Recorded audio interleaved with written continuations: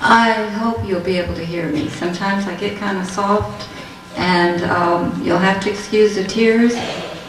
This is something I go through every time I give a talk. Sure, Vance can tell you about it. I cried me a bucket of tears, so I'm focused. And it's not anything I can control. It's something from Christ. And later I'll explain what my tears are all about.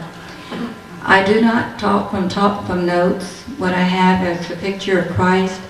When we were speaking of the cards and all, you're all going to get one of these.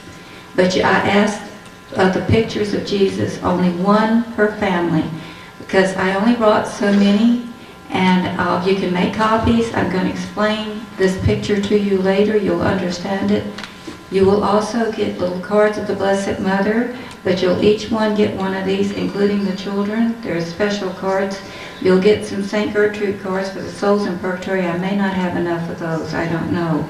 And if you know the prayer, you don't need to take the card. And I also had some sheets on confession, examination of conscience, and I can assure you, after you read through it, you'll keep the priest busy. Many of them will have to have wheels on meals, because they'll be listening to a lot of confessions. I'm going to start out by telling you a little background on myself. I'm not a public speaker. I'm not a mystic. I'm not a visionary. I'm nothing but a warrior. That's what I call myself, a warrior for Christ.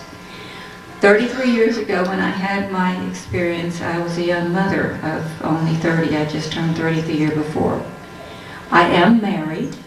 I have been married for 42 years to the same wonderful man, Kenneth. I have 3 grown children. Can't lie about my age. I'm 63. I like to tell people I'm only 33 because I died and I got to start all over again. And so I tell people I'm really, 33, but I'm 40. In fact, 63. My oldest daughter is 40, and she told me I had to stop saying that. She says, "Mother, that makes me older than you, and that really is a miracle." I said, I know.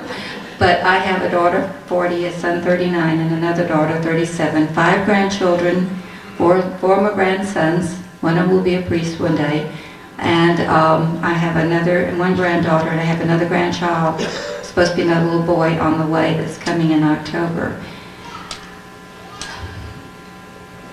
When Christ did this thing on me 33 years ago, if he had told me that the day would come I'd be speaking in front of people, I think I'd have told him to sit me in purgatory and leave me there, because I really never wanted to do this. What happened was I had cancer, and I had surgery for the cancer, and they were giving me a medicine that I had a reaction to in the hospital first, and they told me it was nerves and it was hormones and not to worry about it, I'd be fine. The day I went home from the hospital, they gave me an extra dose of it, and I told them at that time that it made me feel strange, and they said, "You're just nervous. Don't worry about it, you'll be fine when you get home." Well, my husband brought me home. At that time, we lived in Houston, Texas. And he brought me home. And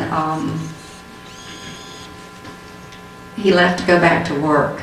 And my mother-in-law had come in from Louisiana to watch my children, because they were little at the time. And after my husband left for work, after Kenneth left, I went in the bedroom to lay down. And I began to really feel even much worse. And my mother-in-law came in, and at that time it was starting the drawing back of the mouth, and I was having some difficulty swallowing and breathing. And I told her I thought I was having a stroke, because I'd heard, sometimes you can have a stroke after major surgery, so I figured I was having a stroke. And so she immediately went and called my husband, and he was just getting back in the office, and he turned around and came straight home. He called the doctor. The doctor said, "Don't wait on an ambulance. Get her to the hospital as fast as you can. She's having some sort of a drug reaction." And I do remember some of the trip to the hospital. Now, my husband is one of these people. He is so cautious, never breaks the speed limit, not 1 mile over it. And I'm telling him, "Kenneth, I'm dying. I can't breathe. I had my head back trying to breathe. My heart was going crazy." and he's driving real slow, and then all of a sudden he realized, this is bad, and he speeded up when we made it to the hospital. He had to carry me in, and to this day, I do remember everything as though it happened yesterday. And as I speak, I will after a while not see you all. I may see someone's guardian angel every now and then, but I actually see heaven. I see everything the way I did. I may be looking at you, but I'm not seeing you because I relive it. It's like living it over and over again. And when they got me into the emergency room, I can still remember we came in, the door was here through the emergency room doors. We had to go down a hall, and the doctor said, bring her to this room quick, quick. They brought me into this emergency room. Well, the door to the emergency room was here, and here was the little room, and the table was this direction. And I remember they put me, my husband laid me on the table, the doctor scooted him out of the room, and I can even describe to this day my robe and the nightgown that I was wearing to a T. And I mean, my memory is kind of bad at times, but I don't forget anything like that. And I remember the doctor, I was trying to tell him I was dying. I could not breathe. My throat had closed up completely. I remember him pushing my head back, and then he started hitting me on the chest. And I remembered the next thing, I was up at the top of the ceiling. Now, I could see everything. It was neat. And I remember looking, and I could see in the other emergency rooms, and I thought, this is neat. I can see what's going on. A little boy was in there with a broken arm, and a man had, I guess, a heart attack, and they were doing something with him, and I could see everything. I could hear everything the people were saying. And I kept thinking, this is kind of neat. This is really something. And then I looked down, and that's when I saw my body. And I thought, that looks like me. That is me. And I'm thinking, where am I? I'm up here, and there's my body. And then I could see my husband pacing up and down in the hall. And then I heard the doctor say, I'm not going to tell you the words he used, because I just went to confession before I came up here. But he used some very foul language, very horrible stuff. And he was throwing the utensils that they used in the emergency room everywhere and screaming and cursing the nurses. And he started hitting me on the chest, and he was screaming, I'm losing her, and blah, blah, blah, I'm losing her. And everyone was running every which way, and his noises were going off. And I remember thinking, he's going to really hurt me. He was hitting on my chest really hard, and he was pounding it. And then they were doing, I guess, the, whatever it is, where they're trying to breathe into you. And then when he says, I'm losing her, that's when I was just yanked. It's like something just pulled me real fast. And I went through a tunnel. Now, I've always described the tunnel as something dark because that's how I saw it, with little twinkly lights around me. And as I went through this tunnel of light, little lights around me, I remember something was like pulling, I felt like on my foot, and something else had my hand because my hand was up. And as I looked up, I knew I had to get away from whatever it was that was trying to hold me back. And then as I looked up, I saw a little pinhole of light, very, very small. And I knew, somehow, my soul knew that in that light was safety.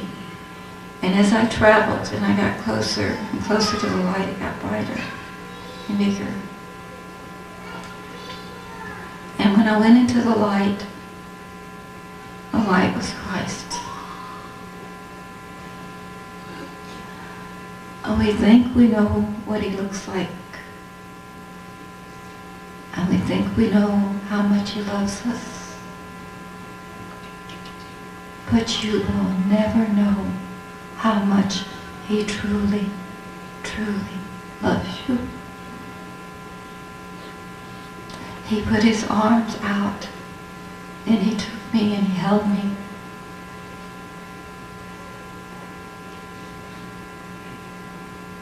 I felt his love penetrating every little cell of my soul. Every part of me was penetrated with that love of him. And then very quietly he said, "Child, I'm going to show you things." He moved his hand. Every time he moved his hand, I saw parts of my life. You can run, you can hide, you can deny that you're wrong and you've done something wrong, but he knows every thought, everything that you've done that's wrong, he knows it. Every time I did something that hurt him, that I felt within my soul his pain and his sorrow, and everything that I did that was good, I felt his joy. But he never stopped loving me, even through the things I did that was wrong. He showed me my first guardian angels. I have 7. At that time, when I was 2, during World War II, we'd have blackouts because we lived on the coast, Gulf Coast, and they would have blackouts. And the civil defense men would run down the street screaming, "Lights out, blackout, blackout," and it'd be, total darkness. It was scary. And being a child of about 2, I was terrified because, so dark you couldn't see your hand in front of your face. And I remember my mother saying, when they do that, everyone is to sit wherever they are, just sit down on the floor and stay still, because you're going to hurt yourself if you move around. And I can remember, I can still see myself in what I was wearing. I was just a toddler.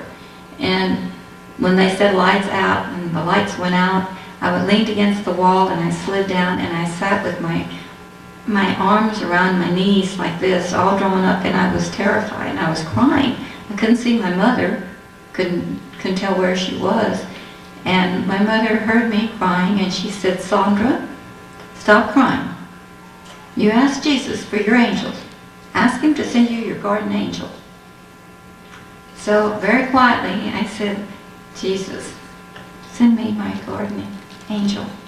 Now I thought she said guardian angel. And for many years I called my angels, because 2 beautiful beings appeared, guardian angels. I called them GA1 and GA2, guardian angel 1 and guardian angel 2. At my death experience, I was shown that I have more than 2, had a total of 7. Yes, I have named them. I all know their names and they stay with me all the time. You all don't know it, but St. Michael is here. And St. Raphael is right here, because everywhere she goes as a Rosa Mystica, St. Raphael is with her. So he is here. St. Michael is usually in front of me. I've asked today not to have, every now and then I've given talks and all of a sudden a little tiny feather will appear out of everywhere, and just out of nowhere, and I've told the angels, don't do that. It might be people allergic to feathers, so don't do that. But I do have that happen to me quite a bit. I don't know why. I do have special contact with angels. But Jesus showed me my life up to the age of 30. And I was so sorrowful for all the things that I had done that was wrong, whether it was disobeying my mother when I was a child, or being cruel to someone else. Children can be cruel to other children. And all these things, you see, I saw it. And he showed me even the thoughts that I had of anger. How you think these mean thoughts? And it was like I could see what he saw when he saw my thoughts. So I can tell you today that everything that I speak to you of is truth. I am not allowed to speak untruth. If I mislead one of you, I have to answer for it. I have been told by my Lord that I will be judged very harshly because of the knowledge that I have. And I don't disbelieve him at all. And then he told me he was going to show me some things. that I would never forget. And I'll be honest, I have tried and tried to forget. He moved his hand and he showed me hell. I thought when I was growing up and the priest would talk about hell, we had the Lost Lead priest where I was in Louisiana. I thought, oh, Father Bayard was just trying to scare the Bee Gees out of us. And I didn't think that such a place could possibly exist. It does. It does. Hell, you never get out of there. It's all eternity. It's all eternity.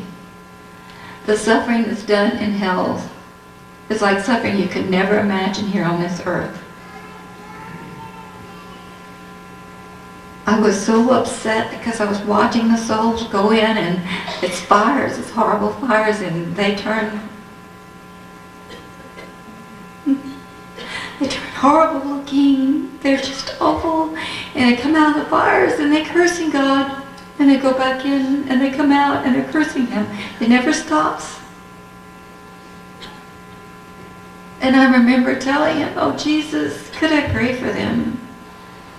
And He says, oh child, if you pray for them, it makes their suffering worse because they've already denied me. They had their chance, He said.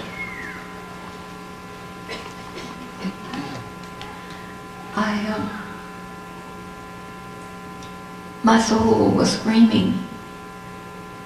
And then He said, child, I will show you the chances that are given to each and everyone. He showed me a man.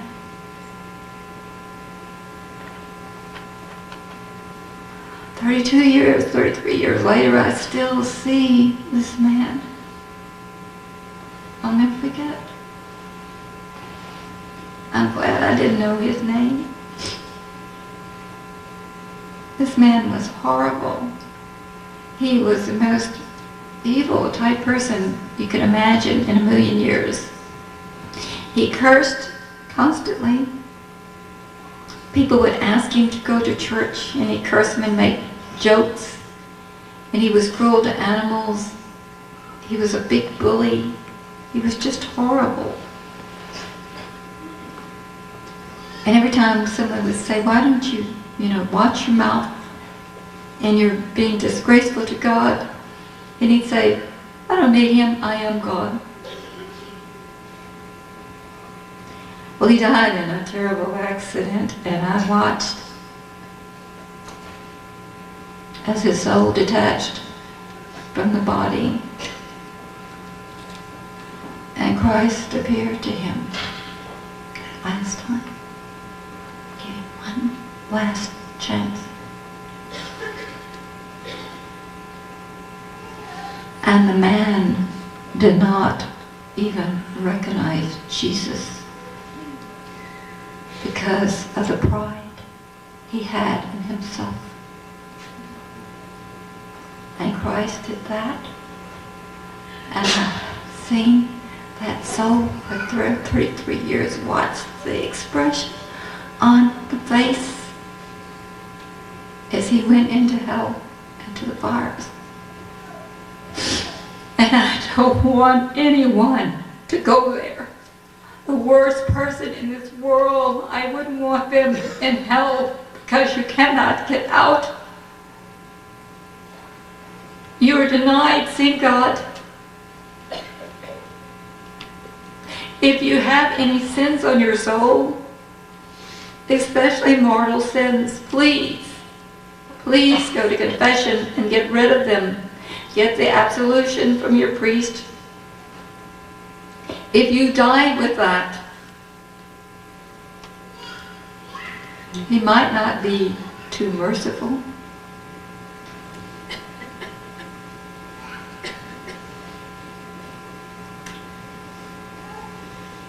And he showed me purgatory.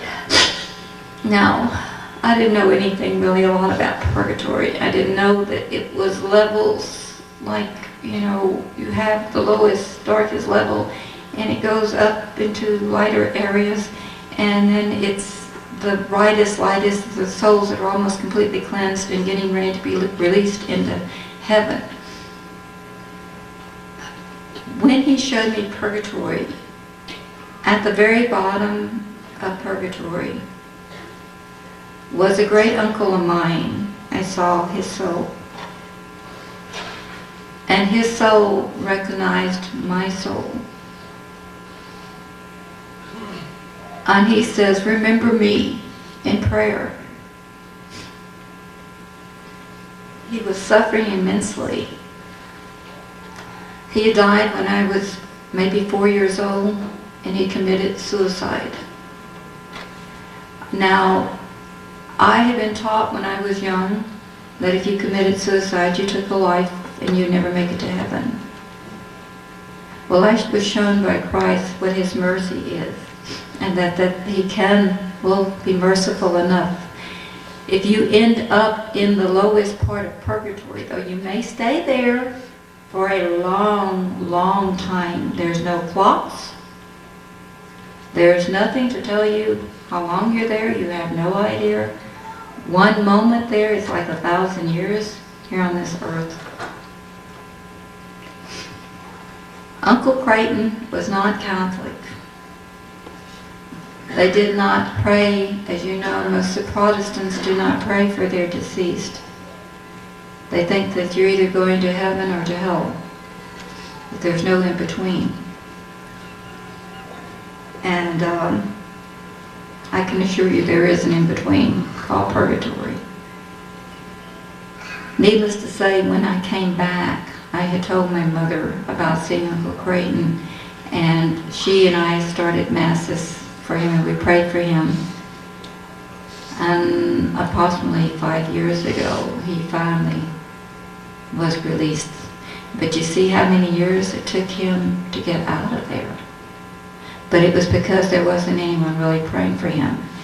Once you get to purgatory, you cannot do anything for yourself, period. You cannot pray for yourself. You cannot ask God to be merciful. You can't do anything. Your chance to do the things is right now, here on this earth. Some of us are here for a short time, some for a long time. It's now. It's now. Now is the time. And I do know that the only way that that soul will ever get out of there is through your prayers, your masses. The souls that are not Catholic, every day when the priest says the Mass, and he says, for the souls in purgatory, those who have no one living on this earth or have no family or anyone to pray for them, those prayers are being applied to them. Otherwise, they would probably never get prayers. I just, when I think about purgatory, I know I'll go there. The only thing I've asked of Jesus is, please, don't put me down in the dark area. Just let me have a little bit of light. As the soul is cleansed, it is a fire within the soul. The fires that I saw were in hell. The fires in purgatory is in the soul. It's a cleansing, a purging, a burning within, a burning desire to see God, knowing that soul knows what his sins are. I knew what mine were. Boy, did I know what mine were. The soul knows. You've got to pray for them. Do masses for them. Your stipends that you pay your priest to have masses helps them. They can use it in their work. I'm telling you, have masses said for your deceased family members. If that person, that soul, has already been released and is in heaven, it is never wasted. The prayers will go to ancestors of yours that are still there, or to other souls who have no one to pray for them. They are never wasted. No Mass is ever wasted. My parents have been dead for years. I know that my mother and my dad are already in heaven. Do you know what? I'm still having Masses said for them, because I've got ancestors on my dad's side that were not Catholic. And And I'm praying that those masses are being contributed to them, or the rosaries, or whatever I'm doing for them. You gotta realize, you gotta help them.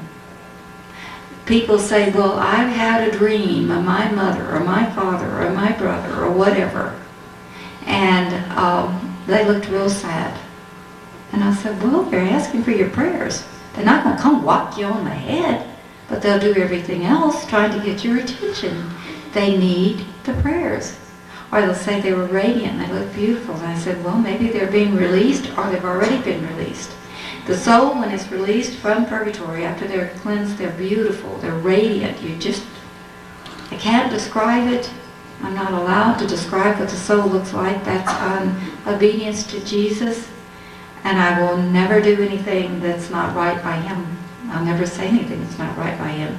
If I get ready to say something that He doesn't want me to reveal, it's like I feel His hand on my mouth and He says, no, child. And I will not say it. I'm totally obedient to Him. Whatever He asks of me, I do. And sometimes, I tell you, it's tough. I have a family and grandchildren. I did have a business that I ran for 10 years out of my home. I just sold it before we moved from the house where we were living into Lake Charles. And I did all this, and I prayed constantly. Prayed constantly. Heaven.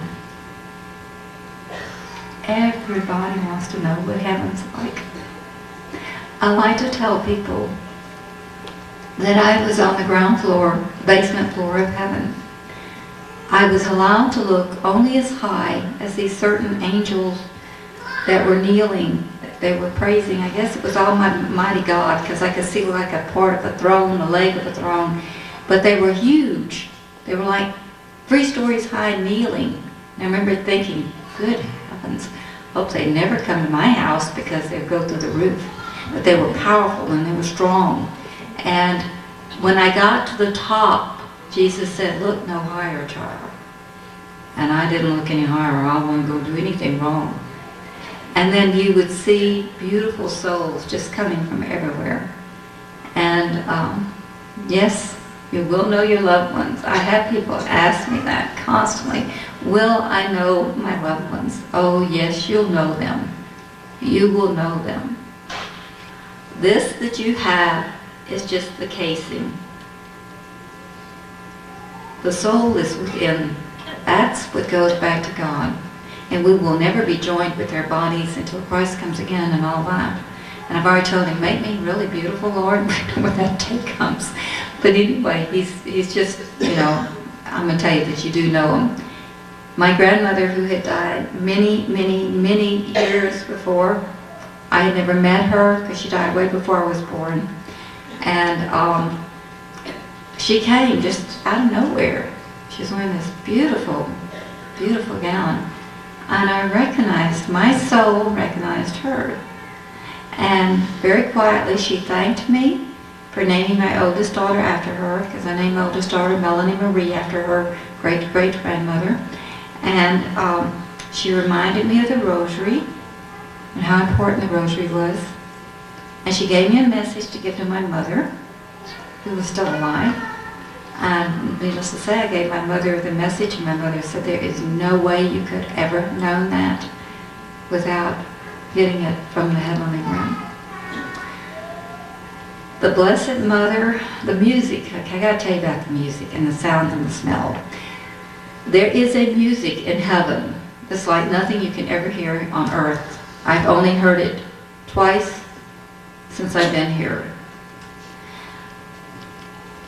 It's billions, not millions, billions and billions of voices raised in praise and singing. Just joy. You can just feel it. It's all around you. The joy. Joy. And there's a sense of smells that's no flowers you could ever in a million years find flowers that smell like that. No perfumes. It's just, it's heavenly. Heaven sent, I call it. Our Blessed Mother appeared just appeared. One minute I was there talking with Jesus, communicating with him, and the next thing I looked and here she was. This little card that you all are going to get today is as close as I've ever found to how she truly looked in heaven. You all, each one of you are going to get one, including the children. I have enough so all the children can get one, because I want everyone to have one of these. And hopefully, I don't know how many are here, but I brought like 1,500. Normally I bring about 4,000 or 5,000, but because of the weight, and I didn't want to get stopped and told I couldn't bring my suitcase, I had everything in my suitcase. They are blessed. They're miracle cards, okay? I'm not going to tell you too much more about these little cards, but they're very, very special. Anyway, our Blessed Mother appeared, and beside her was St. Michael. We think that we pray and no one's listening. You know, sometimes you think, well, God, where are you? Jesus, where are you? Mother Mary, where are you? Your prayers are being heard. There is not one cry of a prayer, even from a child to the very elderly, that is not being heard in heaven. Just because it's not acted upon immediately does not mean it's not heard. If I've learned nothing else, I've learned this. Almighty God looks at your soul, at your eternal soul. He is not going to grant you something that is not good for the eternal soul.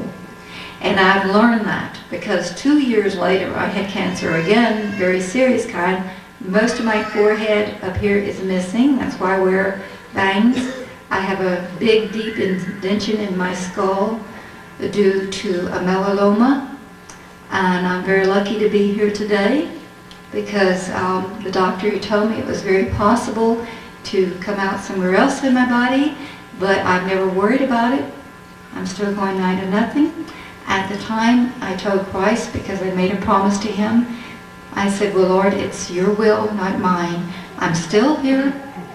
I'm still here. Because the Almighty God looked at my eternal soul and said, hey, that gal's got some work to do. And I'm going to make her work. She's going to earn her way to heaven. He hadn't let up on me yet. Saint Michael. I love him. I love him. He's so special. I laugh about St. Michael. Now, he's big. Big muscles. Muscles in his leg, muscles in his arms, muscles across his chest. He has this, when he straightened up, because he was beside the Blessed Mother, he wears, the armor he wears is like some sort of a mesh. I don't know how to explain it, but it's so like a silverish, goldish looking stuff. It changed colors, gold and silver. And I don't know why I knew that nothing could penetrate that. And he does have blondish brown hair, and he's got blue eyes, the most beautiful eyes I've ever seen. And I looked at him, and I thought, man, he's a hunk. And I still talk about St. Michael the hunk, because he was built. And I remember thinking, I want you on my side. I want you on my side. He's been with me ever since. He travels with me. I have a whole load around me whenever I travel, between my angels and then St. Raphael traveling with the Blessed Mother and St. Michael. And, you know, I have all of this with me wherever I go. And I laugh about it. It gets kind of crowded sometimes in my car. I tell them that sometimes they have to fly because I want them to keep their pilot's wings up, you know. I said, guys, you need to fly.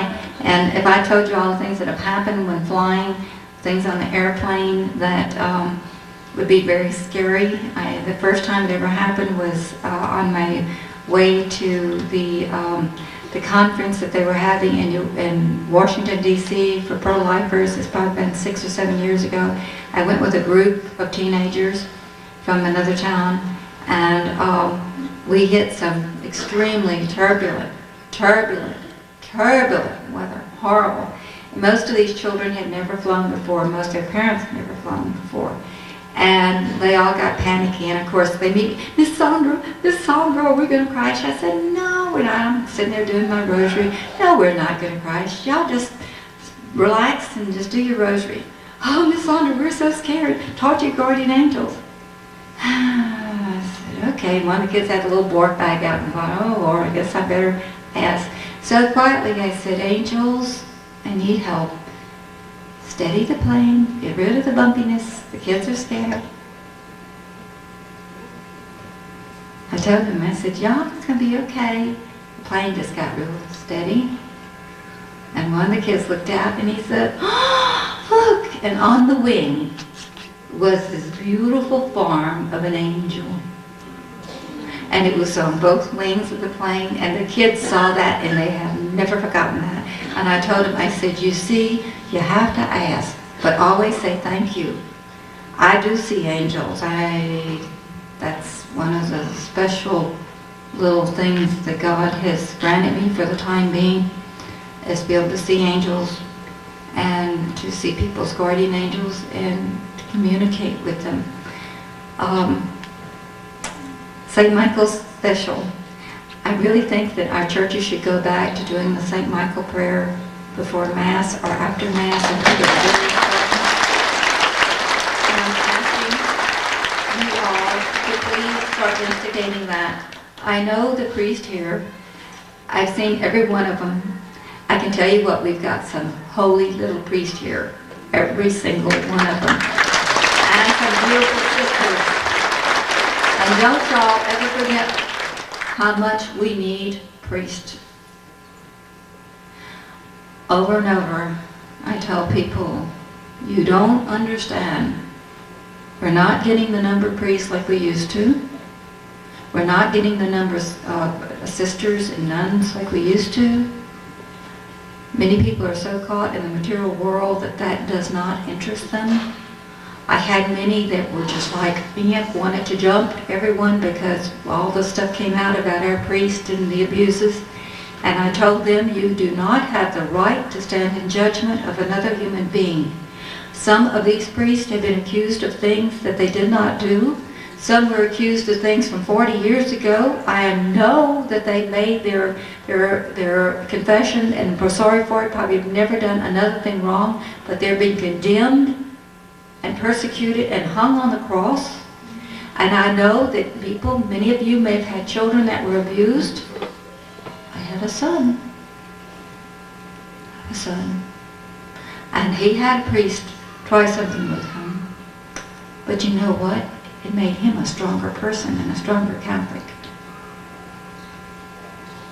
And I tell you what, I couldn't stand and say I condemn them all. I don't. I pray for them. And I ask you all to pray for them. The priest that was just recently murdered. Pray for him. God is merciful. He is merciful. And if you don't pray for them, shame on you. There will be a day, I'm telling you, there will be a day that you want someone to pray for you, and you're going to be sitting right there and there's nobody praying for you. And I can tell you about our priest. Only a priest can hear your confession and give you absolution. Only a priest. Only a priest can take that body and that blood, that bread and that wine into the body and blood of Christ. No matter what a priest does, their hands are so holy. You don't understand it, but I saw what happens when a priest is ordained, what is shown to me from heaven that comes down onto them. And I love my priest. I pray for priests. I pray constantly for them. Because when I'm dying, I hope he's there to hear my confession and give me absolution. And let me tell you what, if you don't think that that's not the body and blood of our Lord on this altar, think again. Think again. It is Him. It's not bread and it's not wine. And I often tell people, adoration, when the Blessed Sacrament is out, you kneel before Him. If you cannot kneel, then sit and bow your head. You kneel. He will make you kneel eventually. I can't, if He wants me to kneel and pray, I can't pray with any person and stand. Period. I'm not allowed to. When I start, I've tried it a couple of times, and I get this on my shoulder, and I go down on my knees, and very quietly I hear His voice, our Lord's voice. And He tells me, kneel, child. It's a sign of humility and obedience to Him. And when I kneel, He kneels with me. He's praying with me. When I'm praying for these people, Christ is right there. The Blessed Mother reminded me of the Rosary again. She told me and showed me all the time. She heard my prayers, every prayer I'd ever uttered to her. I never knew Christ until my death experience. Why? He was just the guy on the cross. I always had a special love for the Blessed Mother from the time I was real little.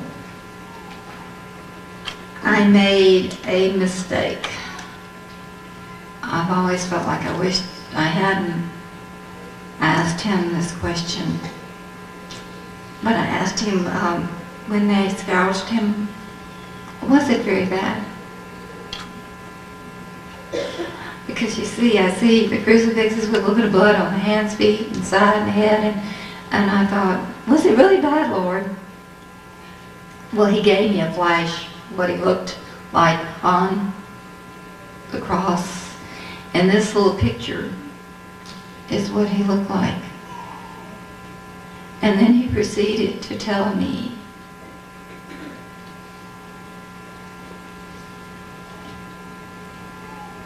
about His beating. He said that they used bones and stones and shells. Some were sharpened and some were curved.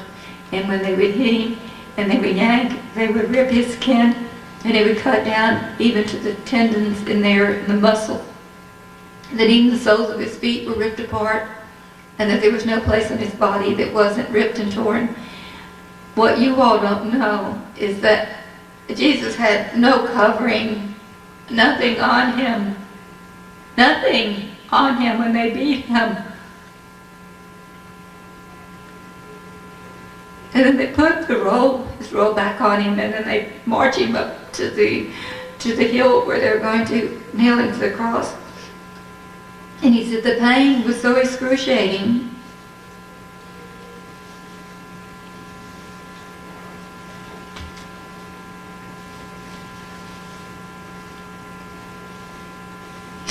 I'm sorry.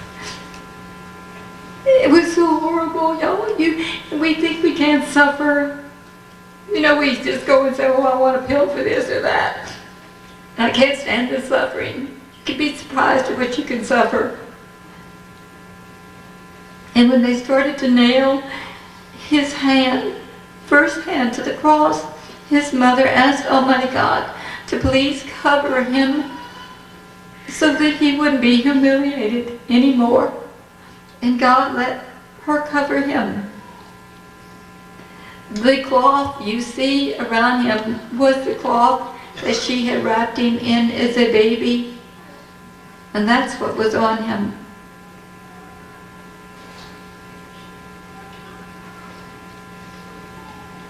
And all of this He suffered for you and I out of love. Love. And it wasn't the nails that held Him on that cross either. It was His love for each one of us. Because He knew when they hung Him up there, He could have said any time, Father, I see that what they're going to do. I don't want to hang up here. I know how bad people are going to be.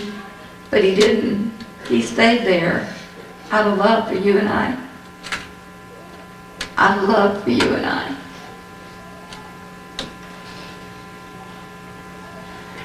You just never know that kind of love.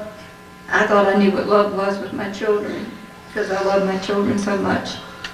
But God showed me that His love is even more than the love I had for my children.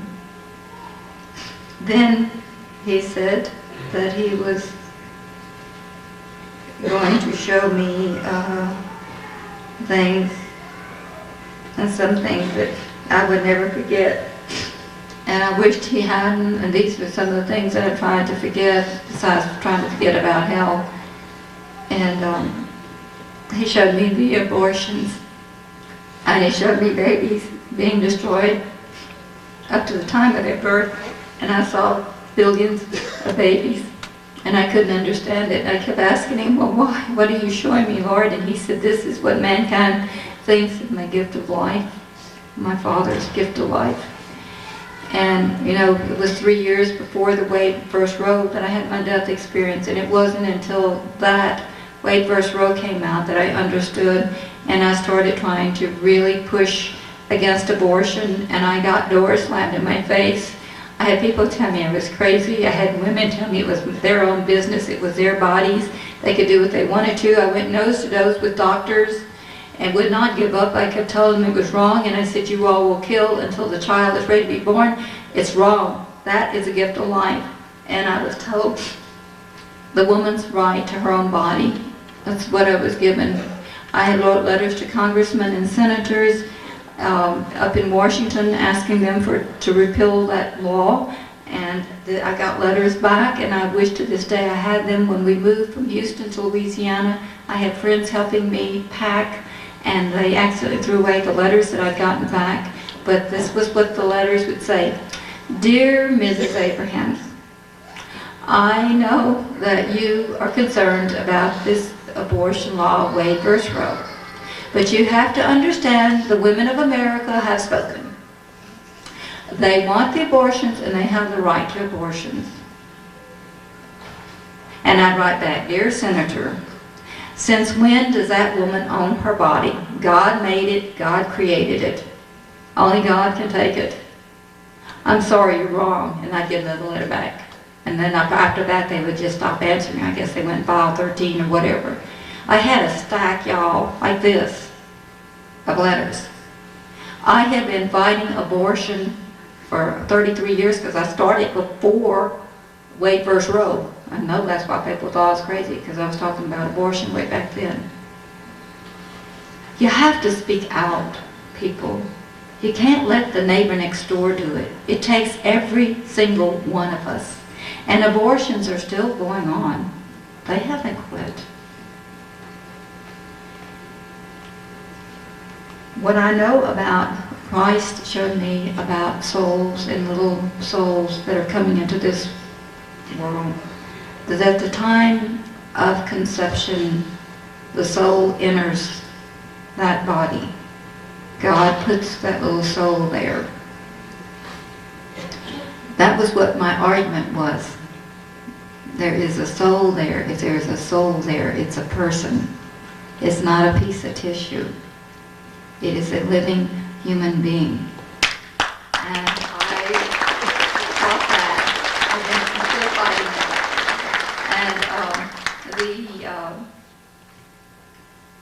that. And Jesus showed me that at the time that a baby, a little soul enters a body, that the guardian angel is assigned also for that little soul at that time.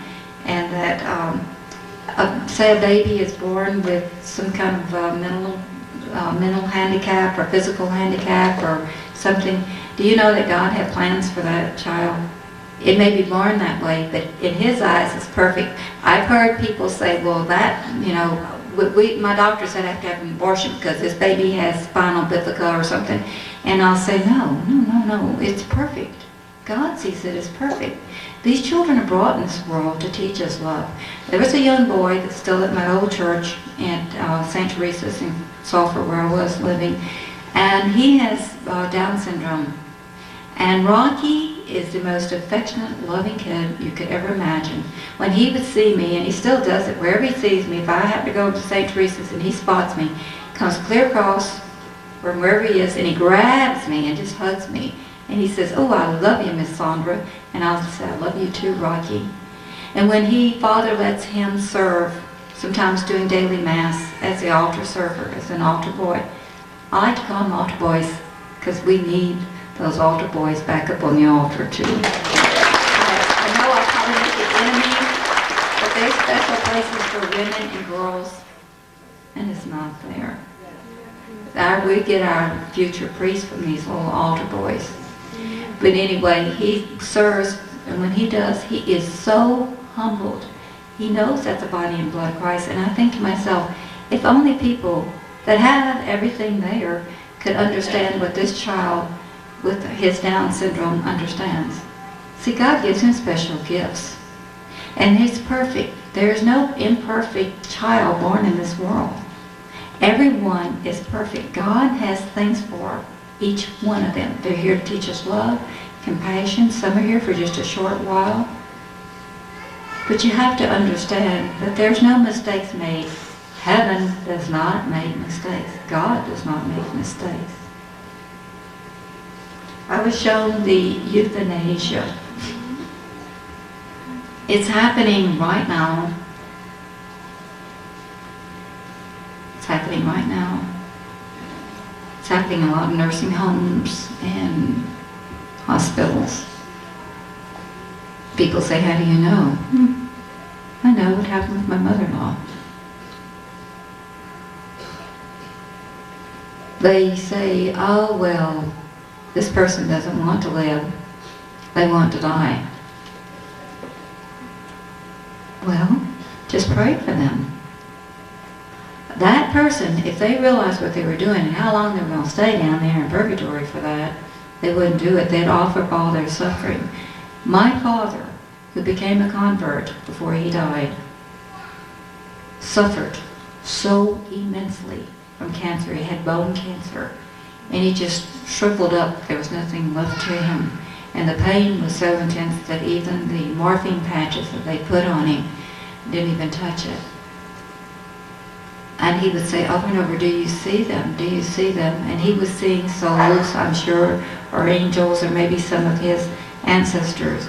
And I asked God to be so merciful on him. And because of his suffering, he didn't have that long in purgatory because he suffered so much here on earth. See, that's what y'all don't understand, and I do. So I always tell the Lord, if you want me to suffer, I'll suffer, because I just want the shortest time I can get in purgatory. I want to get back up there in heaven. Because one day, if Char Vance and I are up there, you talk about rocking, that heaven's going to rock. With Char Liz up there, you know, I can tell you what, it's going to be one fun place up there. But, you know, my father-in-law became a convert before he died. My father-in-law had never been baptized in any church either, and he had always degraded the Catholic Church. In fact, his father had been I think it was a Mennonite minister, and quite a minister. He had a lot of women on the side. That was my husband's great-grandfather, great-grandfather, and my father-in-law just always ran down the Catholic Church. My mother-in-law was Catholic, and my husband was raised Catholic. And before he died, I would go over every day, and my father-in-law and mother-in-law called me their daughter. They never had a daughter, and I was the only daughter-in-law, so I was a daughter that they never had. And I loved them dearly. I called them Mom and Dad, and I had my mother and my daddy and Mom and Dad. So I felt like I was doubly blessed, you know, two sets of parents. And before he died, he had asked me to tell him again about heaven and Jesus. And it shocked me because he had never really asked. He knew that I'd had this experience. And also I was sitting there beside his chair telling him about heaven and Christ and his love for each and every one of us. And he began to weep. And I said, oh, Dad, do I have you upset? He says, no, I will never see Jesus. And I looked at him and I said, what do you mean you'll never see him? He says, well, I've always been such a sinner all my life, and he's not going to want me, and I've never been baptized, and he won't want me, and I'll never see heaven, and I'll probably go straight to hell. And I said, oh, well, wait a minute. You're the one he wants, not the goody two-shoes like me. He wants the sinners. I said, what do you want, Dad? Tell me. He says, Sondra, I'd love to become Catholic before I die. needless to say, my mother-in-law came in from grocery shopping because I was staying with him. When I told her she dropped groceries everywhere, she said, "How did you do that? I've been praying for this for years." I said, "Mom, it's been your prayers that's got him there where he is." And he had mellowed so much after my husband and I died. And he, married, I mean, and he told, I don't know, there was, sometimes I feel like I'm dead. He had told my mother-in-law, he said, "Sondra has this special thing about her because where he had been a real cold person, he became a very warm person. Where he would curse, he stopped cursing. The only thing, and he had been an alcoholic for years, and he quit drinking. After I gave him some little words of advice, he quit cold turkey and lived a nice life till then. So I called the priest, and I asked him what we could do, and he said, "Look, I'll come over, we'll do everything at once." And my father came over, my dad was there, and when they finished doing the baptism, did everything at once, one thing after another, my father-in-law was crying, and I could hear the millions of angels singing, the rejoicing that was coming from heaven. And I was going, "Do y'all hear it? Do you hear it?" And no one but me could hear it. And I was hearing the angels, and I said, "You see, a sinner that was lost was back in the flock." And he died. He was buried out of the Catholic Church. My husband has a first cousin that is a priest in Oklahoma City. Stephen came down and did the Mass. And he was buried from the Catholic Church. And I am so glad. You see, you can't ever give up on your prayers. If you have a family member that is not going to church or is doing something that's not right, pray for them. Don't preach at them. Pray for them. Keep on praying for them. Don't stop. I prayed for 40-something years, well, more than that, for my dad to become a convert. He was Methodist. He never went to his church, but he was more Catholic than a lot of Catholics. He gave Mother money every week to give to the collection. He made sure we went to catechism, knew our catechism. He drove us to confession and sat out in the car. We couldn't sneak out. And he'd wait for us to go to confession. And I prayed. My prayer from the time I was a small child, I used to pray St. Jude. "St. Jude, make my daddy Catholic. Make my daddy Catholic." Well, he did become Catholic. So I have two in my family, my father-in-law and my dad, that both became converts. And I am so thankful for that. See, I can't ever give up. You never give up on a soul. No matter what direction it's going in, you pray for that person and that soul. You'll never know how those prayers will help or where it will lead you to, or that soul. Look at all the saints. My goodness, some of them were really pretty bad people. But somebody was praying for them, usually a mother or someone, and they got turned around and ended up becoming priests and brothers and sisters, and they are now saints. I'm going to tell you a little something too about saints real quick. There are hundreds and hundreds and hundreds and hundreds of saints. I don't know how I know so many saints. Some of them go back centuries. And when I'm praying with someone, I ask for the saints and the holy angels that can come and be there to pray at the same time with me. See, I never think I can do anything on my own, and it's nothing of me. It's always Christ. I give him credit for everything. And I will hear them give me their name, and I will say their name out loud and thank them for being there. And they all gather around because they're also there praying. And I tell people there are so many saints. We're all into the newer saints right now, but there are many older saints that are still around and still helping us out. I have a special love of St. Francis of Assisi because I have a special thing with animals, and especially birds, and especially doves. I don't know where you are, Sharon, but yes, I saw my dove today. I don't know if y'all normally have doves around here, but before I give a talk, Christ always sends a dove right in front of me. So this is his way of saying, "I'm here with you, child." I have hundreds of doves that come to my yard, all kinds of doves. And wherever I go, doves appear. I've got this thing with doves. I've asked you all to pray for our priest and his sisters, and I'm going to tell you, We need sisters and nuns. We need brothers. Why? We need people that can teach our children the catechism. It's wonderful having lay people do it. But by golly, I've never seen a nun that hadn't put a little bit of pressure on those kids to learn their catechism. And thank you, ladies. I love each and every one of them. I'm glad you're here. We need that. We definitely need that. I'm going to talk a little bit on angels. I don't know why I'm allowed to see them. I don't see them constantly. If I did, I'd be blind because they're very bright. And they have a real glow around them. And why do I see guardian angels? I don't know. I've seen children's guardian angels today, and in fact I usually can get names, and I love the angels. They're very good to help me out. Christ showed me one thing when I had my death experience, and I never forgot it. It was a good lesson for me, and I will never forget it as long as I live. At that time that I had, before my death experience, we were living in Houston, and at my death experience, we were still living in Houston. And I had gone shopping. It was the Christmas just before January, before my death experience, and it was cold, really nasty. And I'd been shopping all day last week before Christmas. I had all these packages. And I'm muttering to myself, I'm coming out, it was rainy and nasty and cold, just a drizzling rain. And I come out the doors of Foley, this big shopping center store, and outside the door, standing in the cold rain, was a man in an old tattered, torn coat, and he was shivering like this, and his ears were all red, and his face was red.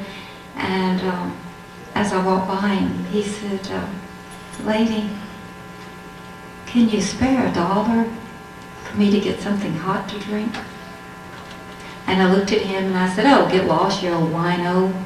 And I walked on, got in my car, and came home. Jesus showed me that that was not a wino. It was an angel. And he said, "Where was your compassion, child?" I learned a lesson that day. From that day forward, I never passed up a homeless person that I didn't give them a little bit of money. Maybe it's $3, maybe it's $5.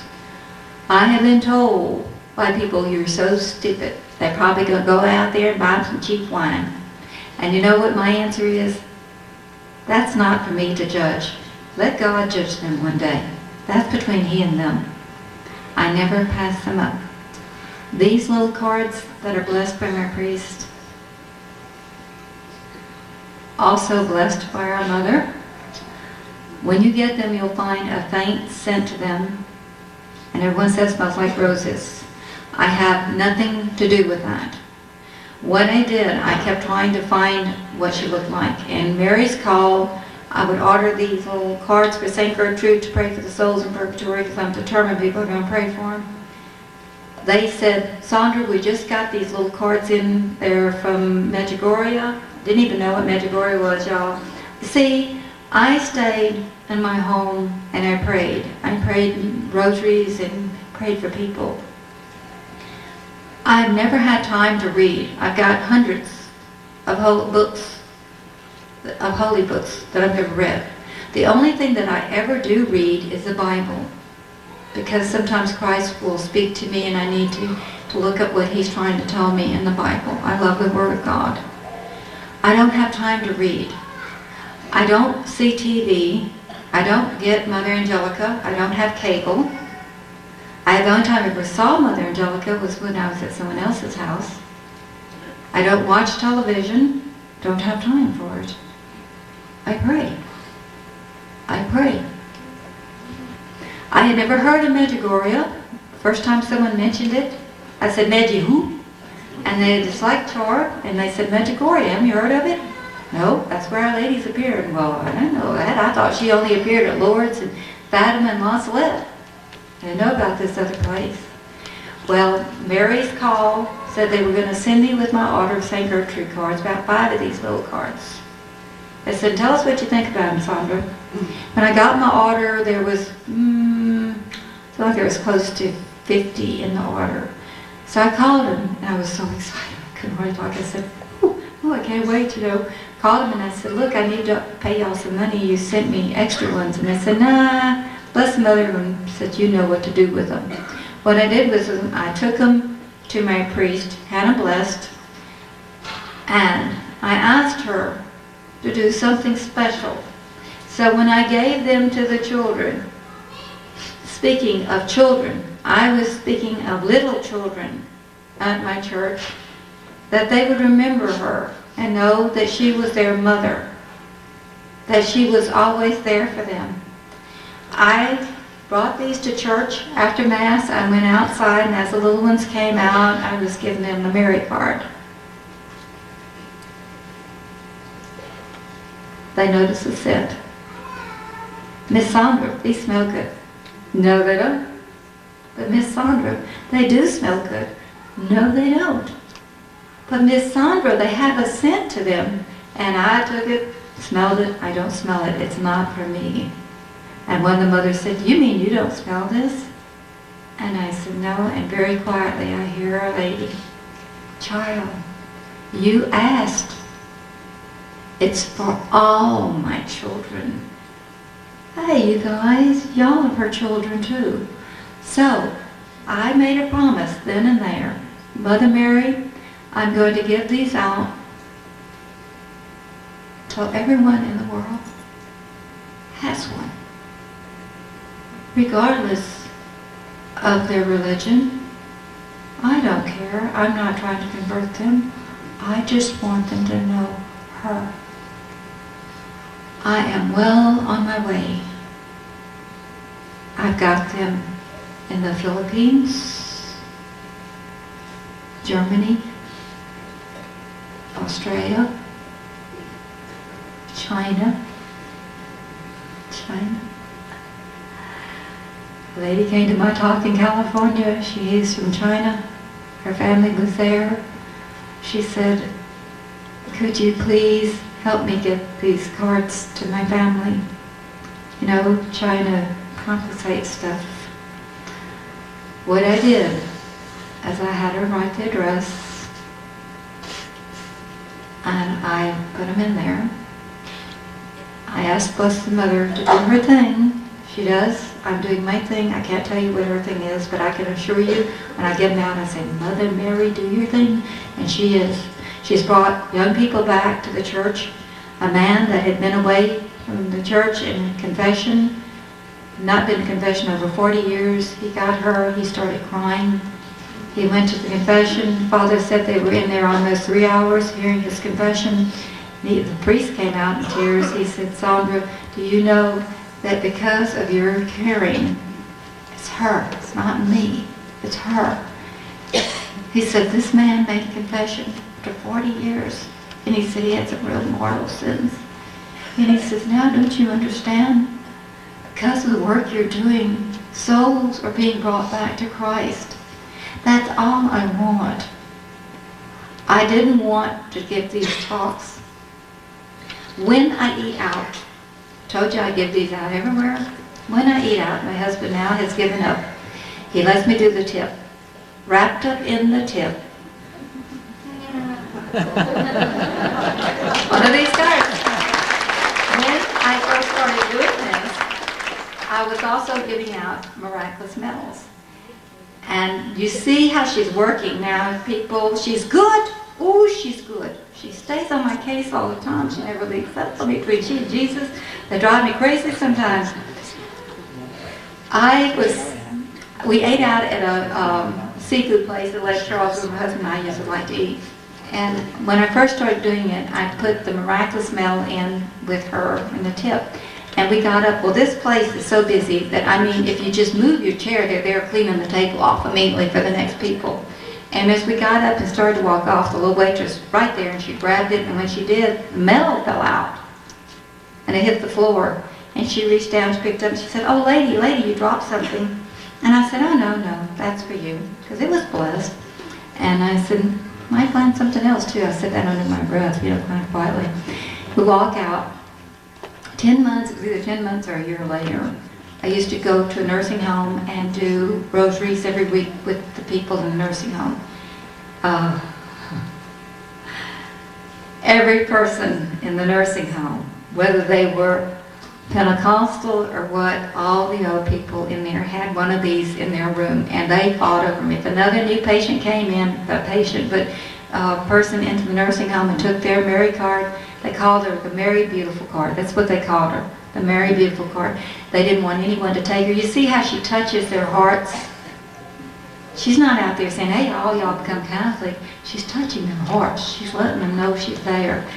Well, I was leaving, and here comes a little nurse's aide stopped me and asked me for one of the cards. She says, everyone's gotten one of these but me. And she said, all the patients in here have them, but I don't have one. So I was handing her one, and I heard a woman hollering down the hall, lady, wait, lady, wait. And I turned around and go, oh, she's talking to me. And here comes this woman zooming down the hall. I'm so glad there were nobody out in wheelchairs, because I'm sure she'd have knocked them, no telling where.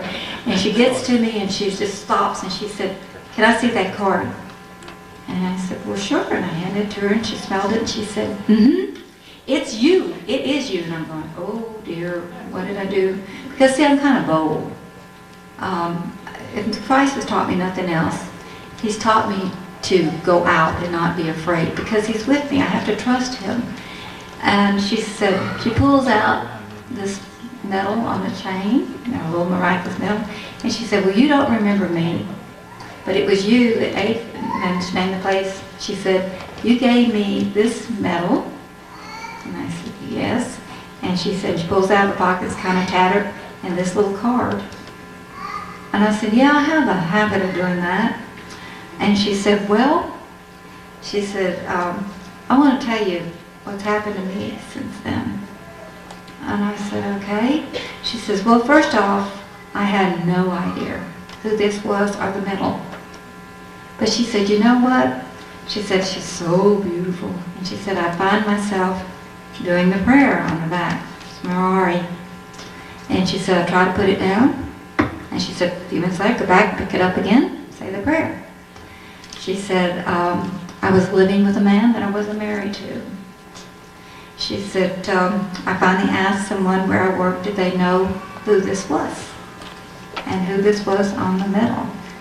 And they said, well, yes, that's the Blessed Mother, the person she asked how to be Catholic. And she said, where can I find information on her? And they said, well, go to a Catholic bookstore, which she did. Well, I have one in Lake Charles Crossroads. She got a book on her.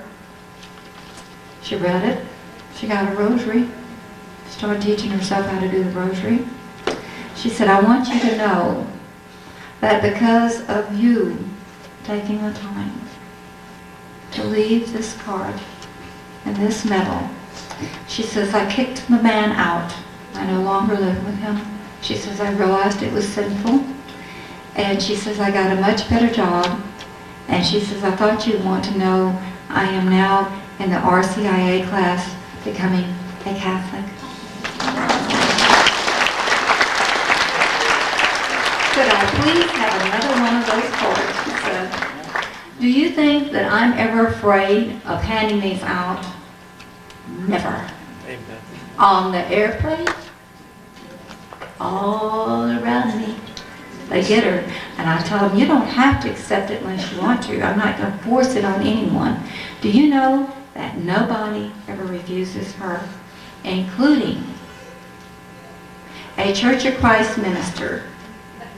They came to my home. I used to do embroidery and monogramming on clothing, and I did all these uniforms. I do patches for companies, their logo and the people's name.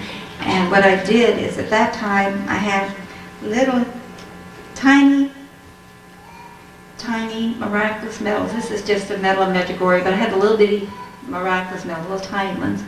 And what it is, have them blessed. And when I would sew a logo on a uniform, I kiss it and I put it in between the backing and the back.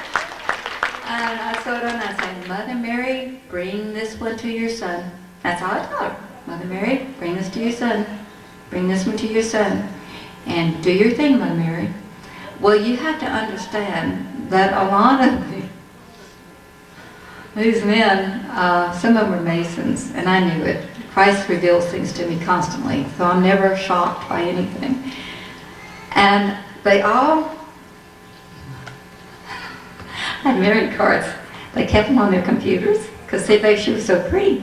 And I'd go in their offices and they'd say, "Oh, Sondra, I'm so glad to see you." They'd hug me and everything. I'm like, man, if you knew what was over your heart, right over their heart. You cared about when I'm going, oh, you know, I thought, gee, I could probably lose all my business that way. Do you know that when they would send a uniform back and they maybe the uniform was worn out and they needed a new patch, and they'd take that one off, they'd always send the patch back. Do you know that the medals never fell out? They were still right there, and I'd take it out and put in another one.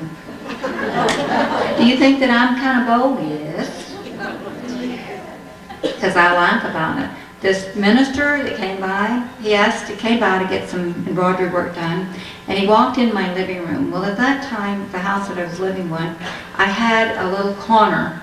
My husband said, "A little, my eye, you took up almost half the living room." Well, I had my prayer corner there. I had my statues and a picture of Jesus, and I'd go and kneel because I burned a candle. I burn a candle 24 hours a day, 7 days a week. They never go out because I'm petitioning heaven constantly, constantly. They're blessed, the big tall blessed metal candles. And so in that living room, when you walked in and you turned, that's the first thing that knocked your head off. Well, over my door on the outside, I also had blessed metals and crosses and so on. So when they came in, they would read it by first the sign by the Blessed Mother statue outside that said, "Let the little children come to me, God is pro-life." So immediately anyone that comes knows that I'm pro-life. And so this man comes in, and he looks over and his eyes go, like this, you know, wow. And he said, "Mom, what is all that?" And I said, "Oh, that's all my blessed things." I said, "Jesus and Mary and a few saints." And he keeps looking, and he keeps taking a step, you know, one step at a time, so he's getting a little bit further away because he wants to really see it. And I said, "Well, just go on over and look." So he does. And he said, "Yeah." He said, "Y'all worship these statues." I said, No, I don't worship them. I said, "I respect them, and I pray for them to intercede." And I explained about the Blessed Mother and everything, and I could see changes, you know, very slow changes in him. And I said, "Look, I'm going to give you something." I said, "You don't have to take it." So I gave him one of these, and he said, "Oh, she is so beautiful." And I said, "Well, yeah, this is the thing that you say that we worship, you know, and all this." I said, "This is Jesus' mother." I said, "I respect her and I love her because she is the mother of Christ." She said, "Yes." And I said, "You know what? Jesus won't refuse her anything." So I said, when I'm really hitting the wall and he's not answering me, I go to her and say, "Oh, Mother, would you, you know, talk to your son a little bit?" And she's good. She never lets me down. Well, you know what? He took the card. And as we were standing there, he is saying something about, you know, well, you know, in our church, when you do something bad, you go straight to hell. If you're good, you go straight to heaven. And he was going out the door, and I said, "Oh, whoa, just a minute. It doesn't work that way." And he said, "What do you mean?" And I said, "Well, there is an in-between called purgatory." And he said, "What? Never heard of it." I said, "Well, hold on. Let me get my Bible." Now, I'm not a scholar. I'm not a theologian. But I know where the places are in the Bible that talks about purging, cleansing, fire within, and so on. So I showed him, and he said, "Well, we don't even have those in our Bible. We don't have any of that." And I said, "Yeah, I know." I said, "It was removed." And I explained why they removed it and so on. And he kind of thought about it. About 3 days later, he calls and he said, "Can I come by for a little bit? I'd like to talk to you some more." I said, "Sure." So he comes back. The first thing he asked, "Those cards of Mary, could I maybe have a couple more?" And I said, "Sure." I said, "Someone need them?" He said, "Well, there's something special about these cards." And I go, "Sure is." And so I said, sure. He said he'd like to give one to someone that was in his church that was real sick. And I'm thinking, boy, what's this person going to think he's giving the card to the Blessed Mother? We talked again on purgatory. On Friday, he shows up again, unannounced at my door, to ask me more about purgatory. And he began, I could see, it was like a light. You see, I can't judge him because he doesn't know. It's not his fault. And so I gave him, I think, the Scott Hahn book on Surprised by the Truth. I never stopped working. I had a copy of it. I said, here, you take this and read it, and I think you'll understand a little bit more. That was on Friday. Monday, a lady calls me, that was a friend, and she knows about my statues and about purgatory because she had come and heard my talk, but she also happened to be a member of his church. And she calls and she's laughing on the phone. She said, Sondra, did Minister so-and-so come to your church by any chance? I mean, your house? And I said, yeah, why? Did you talk to him about purgatory? Yep, talked to him about Blessed Mother too. I thought so. She said, there's a bunch of shocked people in our church. I said, oh, why? She said, he gave a sermon on purgatory. Thank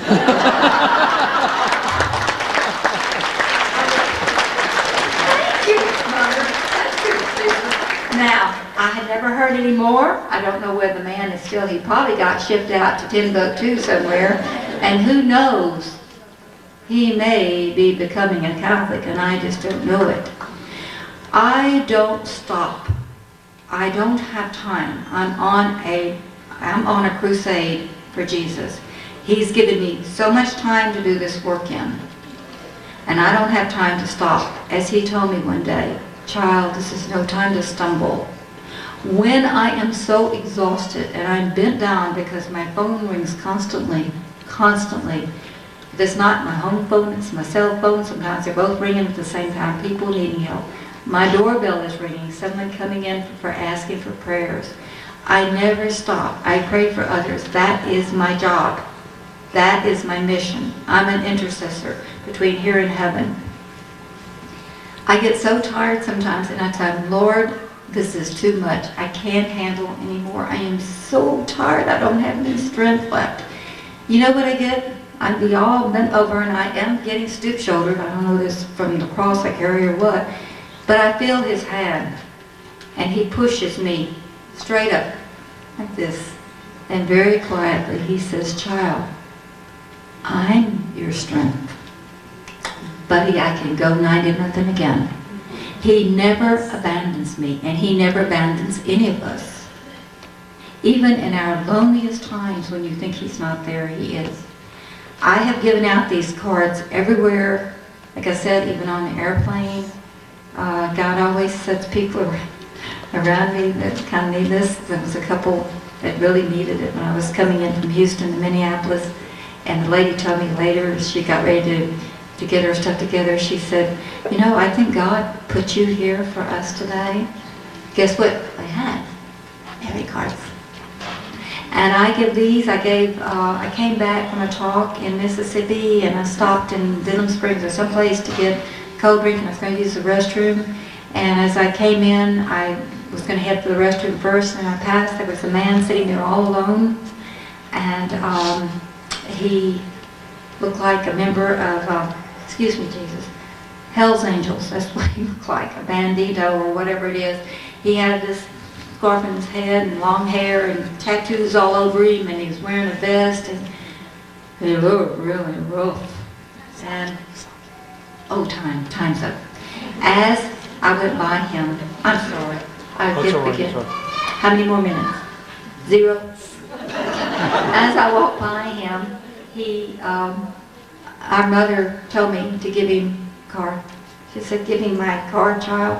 And I was good in the bathroom. I said, no, Mother, I'm not doing that. This man may get up and knock me over, you know. I don't think I'm going to do that.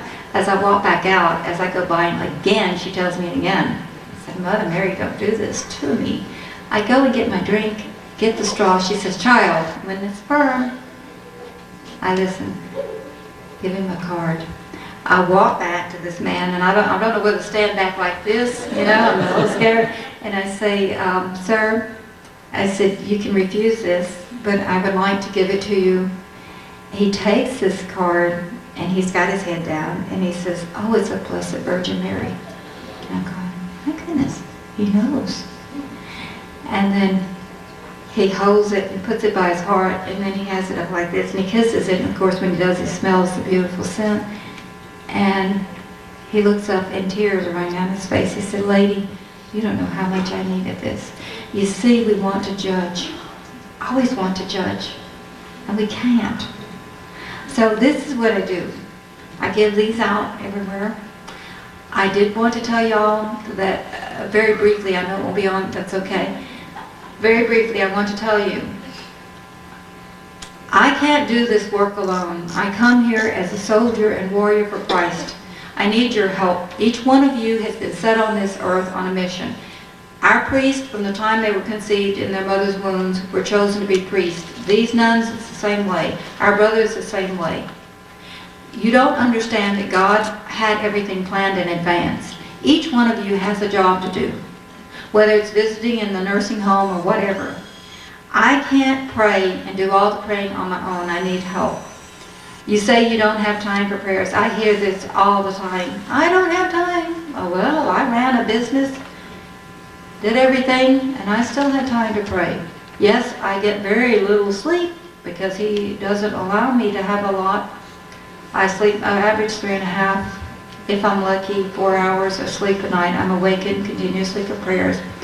I'm touched like this on the face, and I wake up and I start praying. Every time you say a prayer, it could be somebody that's going to be released from purgatory or whatever. Starting tonight. Thank you. Every single one of you is going to be awakened at least once tonight. At least once. You will hear me say a prayer. I don't care if it's an Our Father, a Hail Mary, a Glory Be, or all three. Out of that prayer will come someone that needs this prayer to get out of purgatory. Be someone that may be ready to take their own life. That'll save them from doing that. Maybe someone who's dying that will help them. It may be, you just don't know, maybe someone in deep sorrow from losing a loved one. You will never know what it is. And the reason why I know y'all will be awakened, and if you're not tonight, I can assure you tomorrow night I'm going to get you twice. When I shook my head, and you may have heard me say thank you, every one of your guardian angels appeared just for that instant and shook their head. Yes, they know what their job is. They're going to wake you up.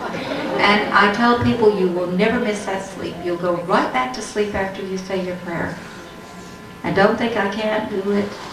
Was working with the angels. I've got good connections up there.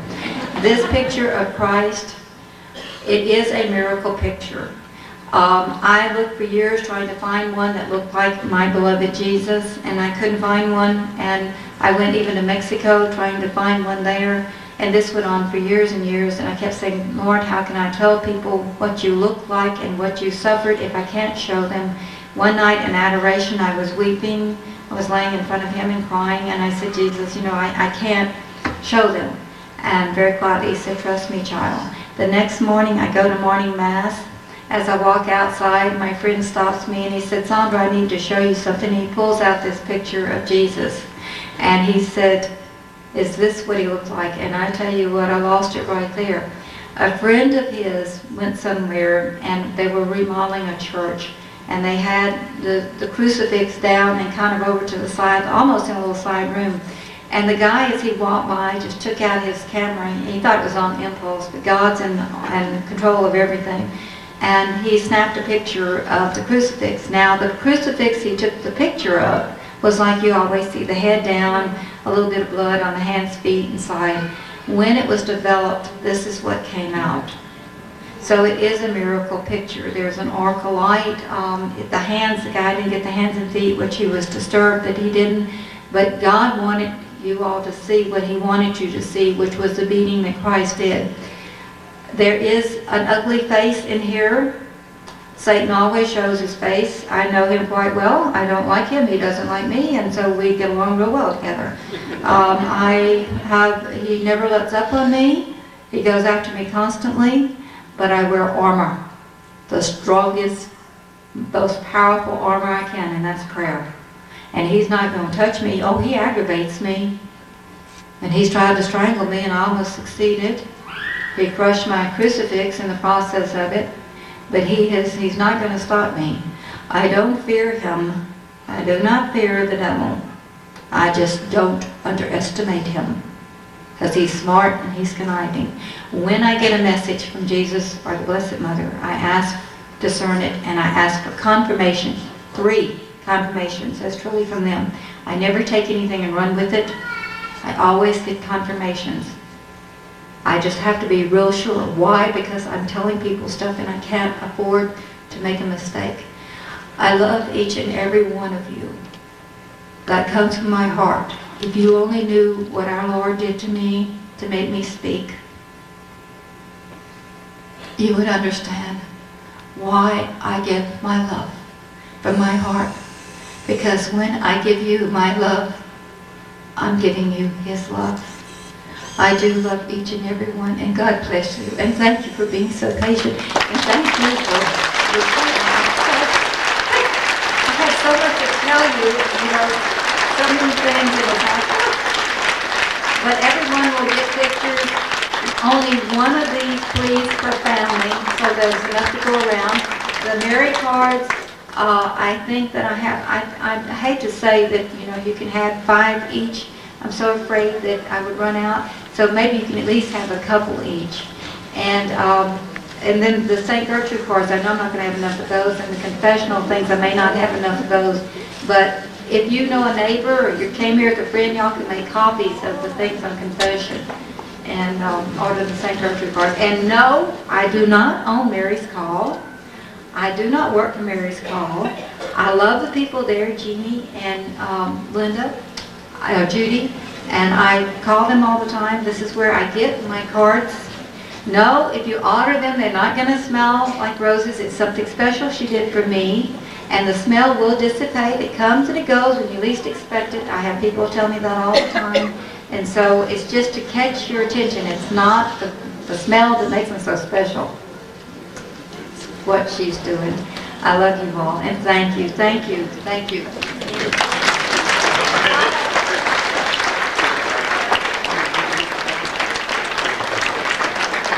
Thank you so very much, Sondra, and